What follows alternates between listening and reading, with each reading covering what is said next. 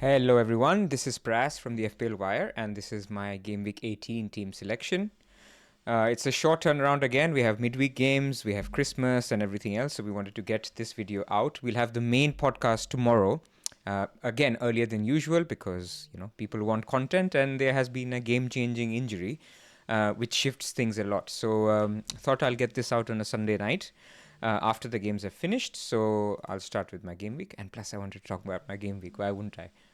It's another good week, and look, I think Salah captain has basically inflated everyone's scores and made everyone happier, but he was like 180% EO, right? So it was not him that gave people huge green arrows. It was more if you had a Roger starting, which I didn't, if you had a Cunha, and most importantly, if you had Isak. I think generally most defenses did well. So again, mine, Trent got an assist, but he was looking good. I know I have a little bit of a bias with Trent, and people keep saying, is he worth 7 million? If you're not a Trent believer, then you're basically now going to be up against it because there's going to be new money. We call it liquidity in the market because Saka is going to come down. People don't have Haaland. So now they're going to move to 2 premium structure. So even if, let's say you didn't have Isak, people will get Isak. If people didn't have Trent, they'll get Trent. So the ownership of all these players is going to go very high. So it's fine if you don't like Trent, but I just think, again, this game week, he was very good. Salah missed a very big chance, although I think Salah was offside for that one. And then, Trent had his couple of shots as well. So happy to have him. Of course, he plays a very prime fixture, Leicester at home this midweek. Hopefully he's good for minutes. And so Trent was good. Gabriel, look, I think, again, they conceded, but he got an assist, a little bit of a lucky assist, but then he hit the crossbar with his header. So you can say 4 points is maybe average or what you'd expect. Raya 3 points, it's fine. Robinson with a 6, very close to actually a couple of bonus points. And if he got that, it would justify a little bit his premium over Castagna. And this is going to be a little bit of a mini battle between people who went cheap with Castagna versus people who went Robinson. Ultimately, it's not going to matter because, like I said, money is now going to be flowing. So even if you went Robinson, I think you'll have enough money. If the Saka injury is medium term, then you'll have enough money to basically be getting the people you want. So happy with that. And then the midfield. So Chelsea disappointed, but then, the reason we didn't captain Palmer was that Everton can always put up this performance. So are we really shocked? Not really.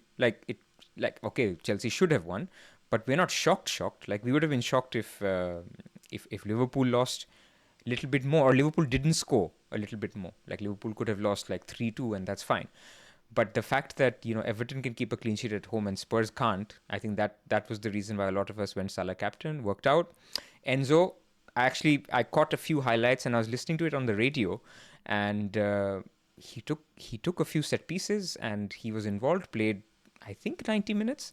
So happy with him. And I think one lesson we've learned this week is pick your poison, whether it's Ahmad, it's Enzo, it's Rogers, it's Semenyo, even like a Smith Rowe, Iwobi. Pick your poison, stick with them. They should get you a couple of returns every 4-5 game weeks and just, be happy. Like, stop chasing new toys. It may work out, it may give you a 10-15 point variance, but usually it may give you more inflexibility as well down the road if you're using up your transfers, moving these players around. Just my 2 cents.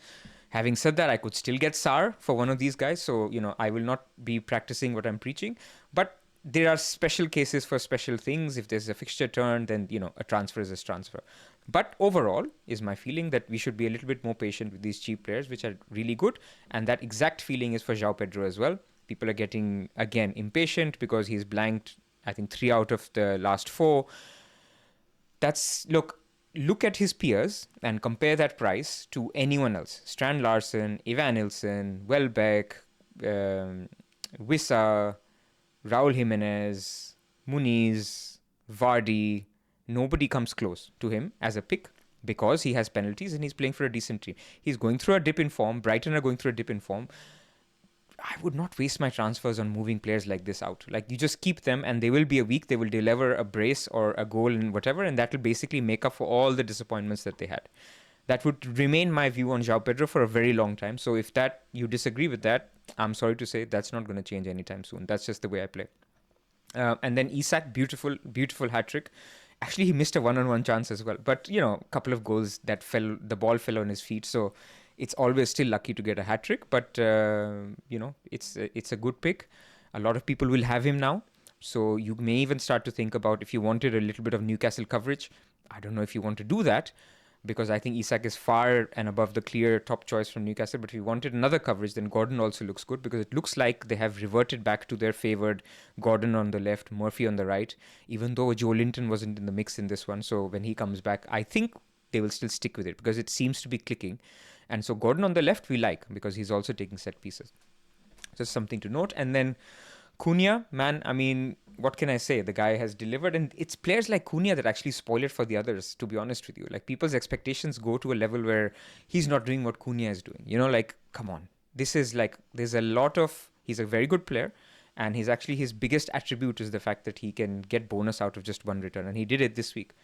His competitor, I forget whose name was, it Gomez, who basically got a goal and assist, did not get 3 bonus. His whole team kept a clean sheet. Some defenders got assists. They didn't get 3 bonus. Cunha got 3 bonus. That's just how he works. Great player, great FPL pick, but I think his time is coming to an end soon, but maybe not this week. And then lastly, I wanted to talk about Rodgers, people who've benched Rodgers.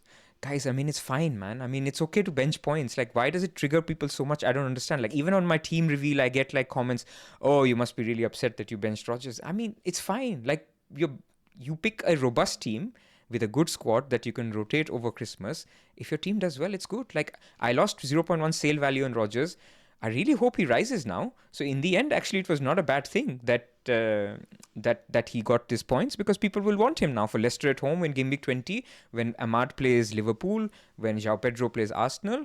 Leicester at home for Rodgers looks like a beautiful fixture to have. So it changes your perception a little bit. So actually benching him is not a problem. Like, I think we need to change our view on bench points. Last season, for those who follow me or know me, I benched 3 hat-tricks, 1 Chris Wood and two Fodens. It's okay. It's not the end of the world. You just need to kind of change your perception of bench points. Okay, so that's it. So 94 points up to 13.7k or 14k. So we now go to the next week. We don't have any Rob T numbers. So what I've done is I've just taken basically the raw data from FPL Review. So this is not market odds. These are model odds, but usually model odds are not very different from market odds. And these will also change, right? So I was okay to use it on a Sunday, because as we get closer to Thursday, these will change a little bit. So I don't want to sort of take the latest from him, and Rob T will publish it anyway. So clean sheet odds, I think, again, this week, Arsenal will be top, Liverpool will be second, Man City will be third. So basically, everybody has good fixtures. So the best teams or the best defenses have got the best odds. Actually, if you look at this, in a way, this is basically highlighting, like, if I was to make a table of the best defenses in the league, now people will get upset looking at Man City as third, but let's ignore them for now. Then Arsenal, number 1, I agree with that. Liverpool, number 2, I agree with that. Chelsea, probably number 3 for me right now.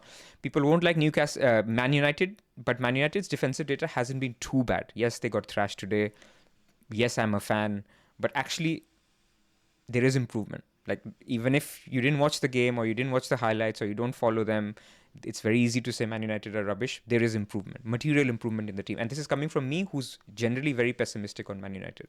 So, yes, it was a freak result. There have been a couple of freak results, but I still think the team is on an upward trajectory, both defensively and offensively. But new players will be needed and all of that. So I'm not going to get into a Man United discussion. Newcastle are on the up, so they would be up here as well.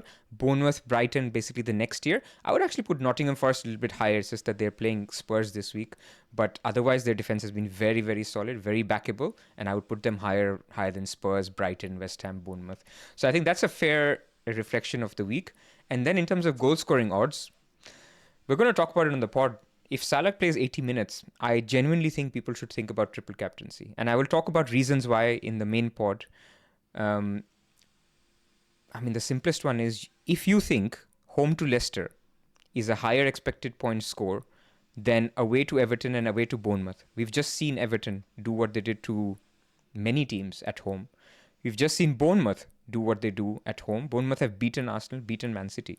So I'm not saying, I think Salah's expected points will be higher in a double because he has 2 appearances. You have the 2 dart theory. Basically, you can throw the dart twice. Maybe he hauls in one of them.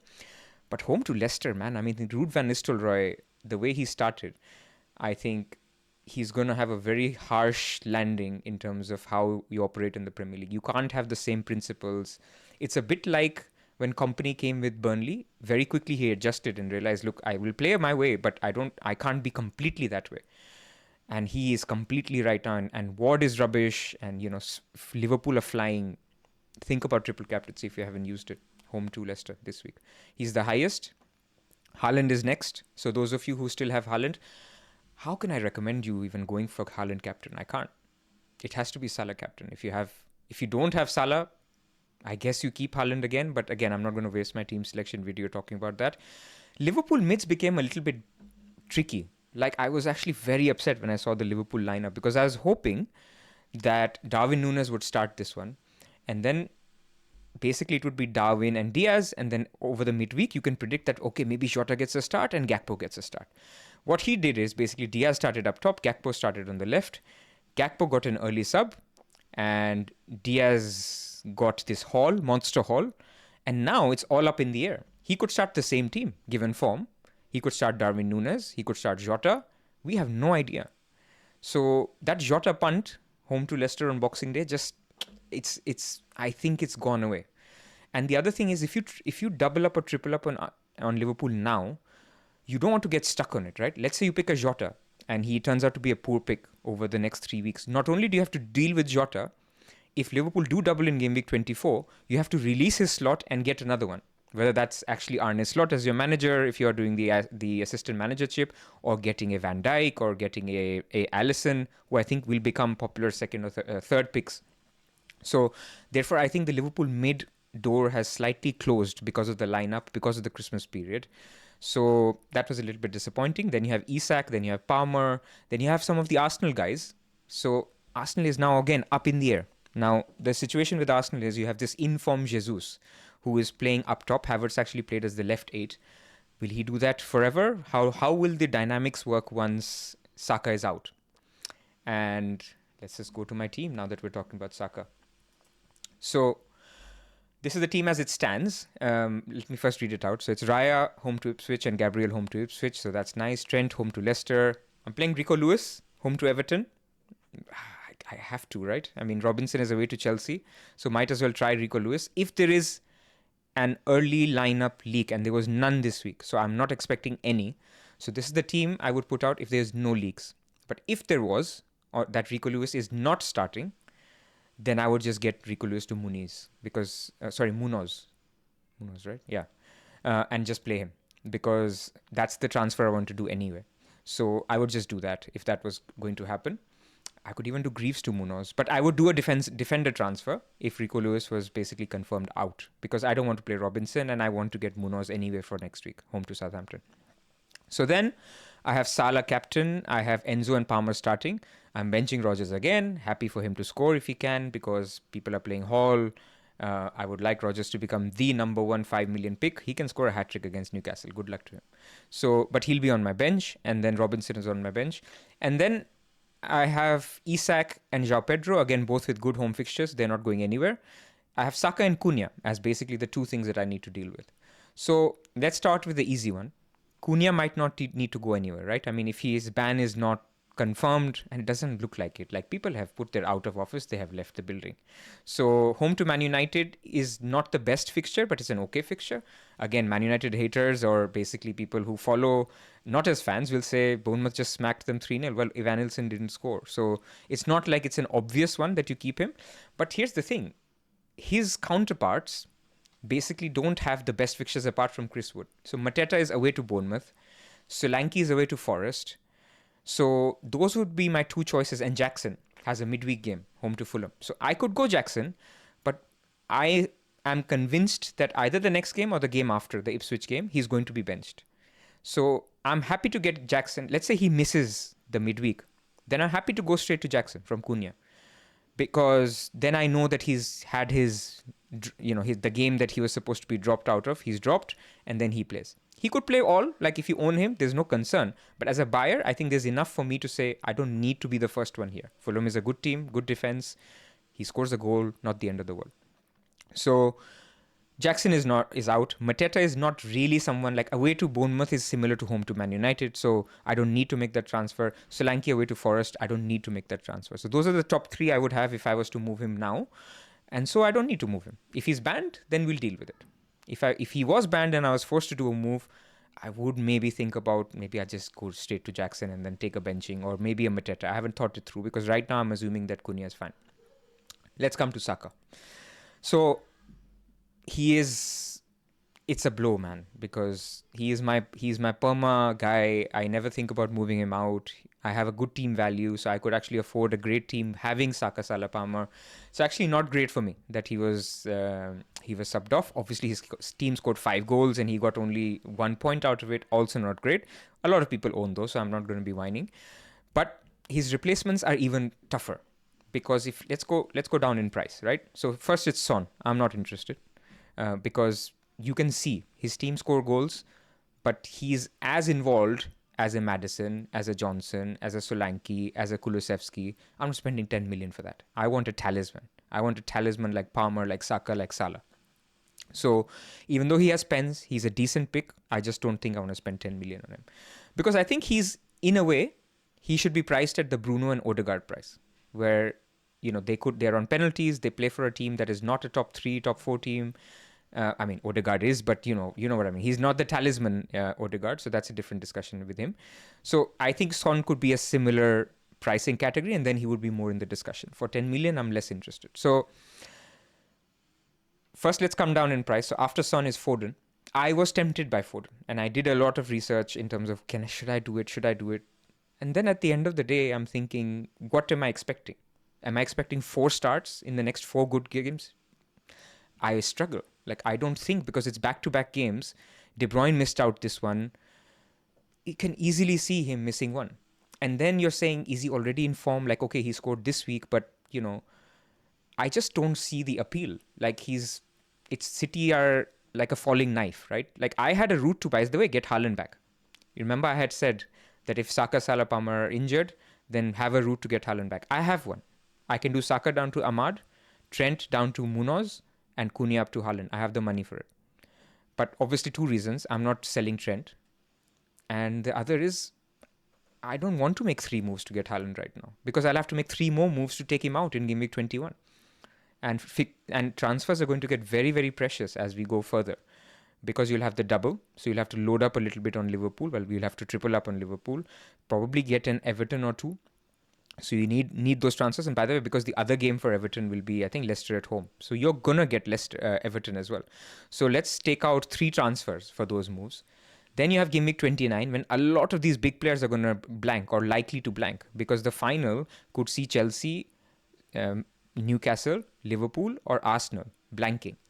And the easy answer is, I'll just free hit. No, it's not an easy answer. Because there will also be free hit needed for another blank later. And there's other doubles. So my idea is between now and Gameweek 29, be very, very, very, have a very high bar for making a transfer and for using this. This is why let's punt on Jota, let's punt on Gakpo, let's do that. I'm not going to do it. So that's where I come to in terms of where my transfers are, which is the next tier, which is basically Odegaard and Bruno.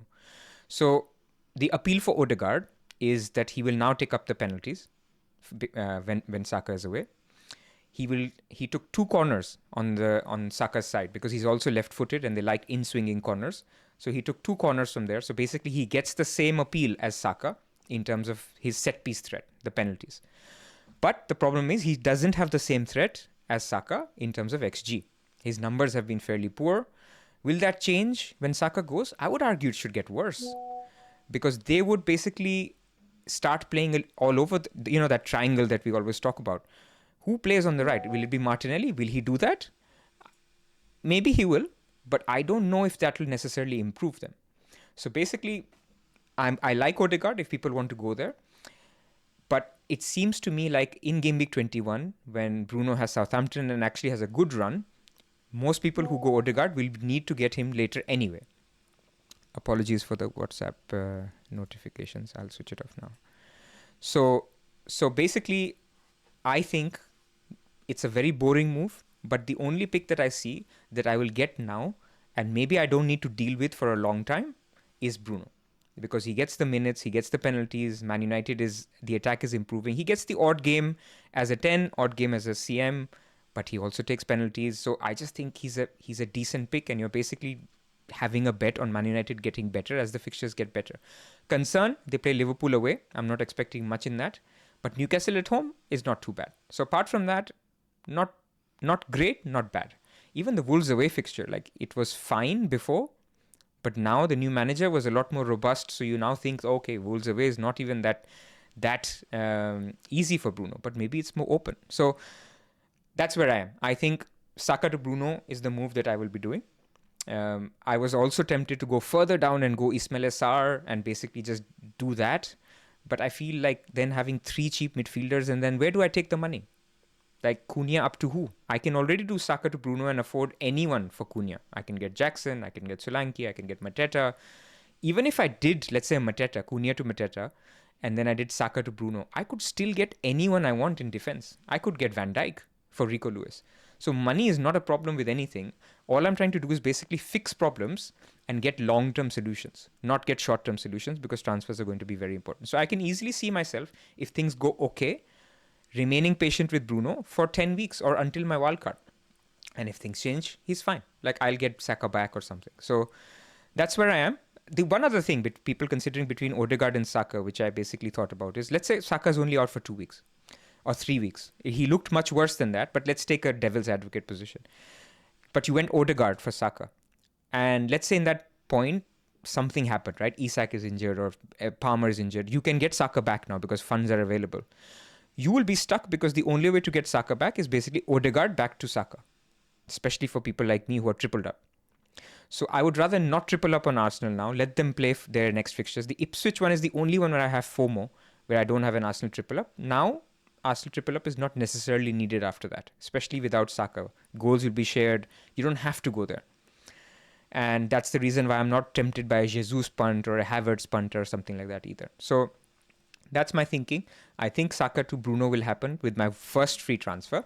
And the second free transfer, I can wait. I can do Cunha to Jackson if he's banned. I can even do Enzo back to Mbumo. Like, let's say there is any news between now and Boxing Day. There is another free transfer to do something. And one last thing, actually, people who are considering Saka out and you want to wait, fine to wait. It's the Christmas period. You're not going to hear anything. You'll hear very little on Christmas Eve. Christmas Day, you won't hear anything. In fact, you are unlikely to get the Arteta conference as well, press conference, because the deadline for Gameweek 18 is basically the morning, UK time, and Arsenal play on a Friday evening. So it's very likely that the Arteta press conference will be Boxing Day afternoon or something. So it'll be after the deadline. So you're not going to get much. You have to basically make your call. I'm losing sale value in Saka tonight, so I'm going to do Saka to Bruno, which feels safe. And then we take it from there. Thank you for listening. I hope you enjoyed the video. And like I have mentioned in the past, we are trying to hit 25k subs. So if you're enjoying the content, please, as a Christmas gift, can I ask you, just take a second and subscribe to us, like the video. I really appreciate it. Put your comments. I do try to go through the comments. It's holiday season, so apologies if it's a little delayed, but I will try to go through the comments. So please do that. And as a favor back, I only ask you guys to like and subscribe the video. Take care, and we will see you tomorrow with the main pod. So the wishing you for the happy holidays will happen tomorrow. Take care.